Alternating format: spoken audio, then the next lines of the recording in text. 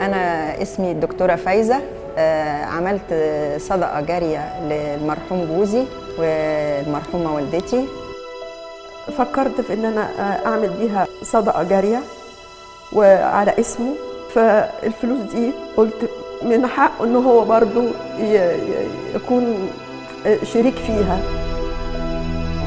هو أنا صحيح عملت صدقة جارية، بس أنا برجو كل اللي يشوفنا إن المستشفى دي محتاجة تتوسع ومحتاجة سراير أكتر، لأن أنا لاحظت إن في أطفال ملهاش أماكن، والحقيقة كنت زرعت ده أكيد في ولادي وفي أحفادي.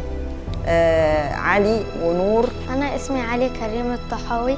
أنا عملت عيد ميلادي، ولما عملت عيد ميلادي قلت لأصحابي بدل ما يجيبوا لي هدايا نلم فلوس مع بعض عشان نتبرع بيها لمستشفى 57 357. والتبرع بس مش بيبقى بالفلوس، إنما بيبقى بالوقت، بيبقى بالمجهود، بيبقى إنك تيجي تلعب مع الأولاد وتسعدهم.